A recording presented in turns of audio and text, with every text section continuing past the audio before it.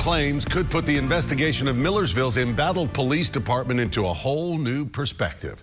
Thanks for joining us tonight. I'm Rory Johnston. And I'm Hunter Hoagland. A lot to get to here at 6 o'clock. Yeah. That new information uncovered by News Channel 5 Investigates suggests that the town's conspiracy-minded assistant police chief may have used his position to compromise a highly confidential system that tracks U.S. banking transactions. And what's worse, he may have shared that confidential information with people who by law are not supposed to see it. It's a story dug up by our chief investigative reporter, Phil Williams. Phil?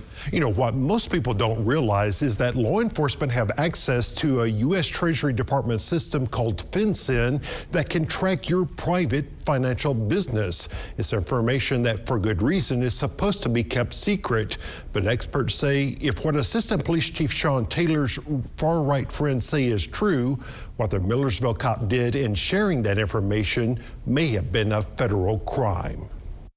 This is kind of a once in a million come across something like this that can absolutely change the whole freaking world. Here in the alternate universe, where conspiracy theorists follow the lead of an anonymous figure known as Q, this was an amazing event. I think this is groundbreaking. Millersville, Tennessee's conspiracy-minded Assistant Police Chief Sean Taylor is now being celebrated as a hero. I'm blown away. It's finally coming together, guys. I mean, to really see this start taking shape. As Taylor continues his claim to be a victim of the September 4th raid of the Millersville Police Department, as well as his home, by agents of the Tennessee Bureau of Investigation. If they can do this to little Millersville, Tennessee, they can do it to you. The most recent effort. Good afternoon. I'm Mark Fincham, former Arizona state representative. A so-called press conference in Las Vegas, open only to their podcast buddies who share their conspiratorial notions. That effort now being led by notorious election denier Mark Fincham, who spread bogus conspiracy theories about the 2020 presidential election and was sanctioned for his groundless attempts to overturn Arizona's 2022 election. I'm joined by Millersville Police Department Deputy Chief Sean Taylor, who is the lead analyst for the Election Fairness Institute examining campaign finance fraud and public corruption. Yet in Fincham's recent defense of Taylor, Fincham's comments have raised even more questions about Millersville's so-called conspiracy cop and the potential misuse of sensitive law enforcement data to pursue their conspiracy theories. We began looking at this quite some time ago, and then we're connected with who is now has been our chief investigator out of the Nashville area. He's now a law enforcement officer, Deputy Chief Sean Taylor. In various podcast interviews, Fincham has identified Taylor. We started working this, our lead investigator, as working with his so-called Election Fairness Institute, also known as EFI. He still does a little bit of work for the Election Fairness Institute, but he is now a bona fide police chief. According to Fincham, the Millersville assistant chief and EFI decided to investigate why people they thought should have won certain political races actually lost. Races that just didn't seem to make sense. When you look at polling that is one way and suddenly somebody wins by a half a point the other direction. According to Fincham, Taylor began to use the U.S. Treasury Department's highly confidential financial crimes enforcement network known as FinCEN that tracks banking and other financial transactions around the country. There's a system called FinCEN where we're actually able to track money laundering. And Fincham says EFI was using those confidential financial records. It's a private sector racketeering investigation, basically, that we've been engaged in now for, like I say, about 2 years. For their own private investigation. Until we started raising a ruckus in Tennessee, we had access to FinCEN, legitimate access through law enforcement channels.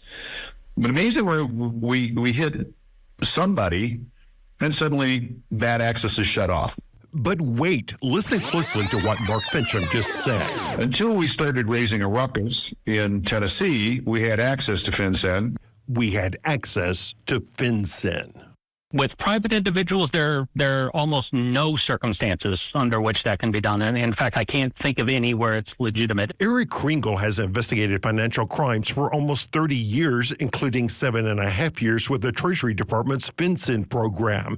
He says public disclosure of that data is a federal crime for a good reason. The reports that come into FinCEN from financial institutions contain all the kinds of personally identifiable information that we don't want out in the world about ourselves.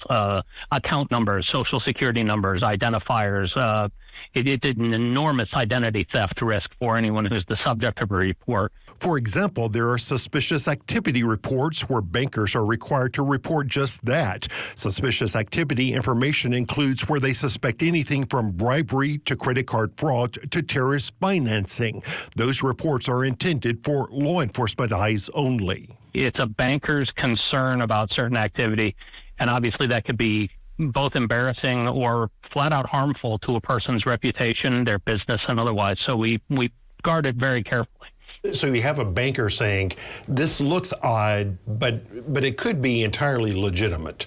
That customer or that business that made the transaction may have had a particularly good quarter, may have branched into a new line of business. There may be good reasons for change in activity or for activity that otherwise an outsider might not recognize. It's awfully strange that when we started trying to follow the money through FinCEN, my agency was immediately cut off. In Sean Taylor's case, appearing on far-right podcasts when he was between police jobs, he has long showed an interest in tapping into FinCEN data in pursuit of his conspiracy theories.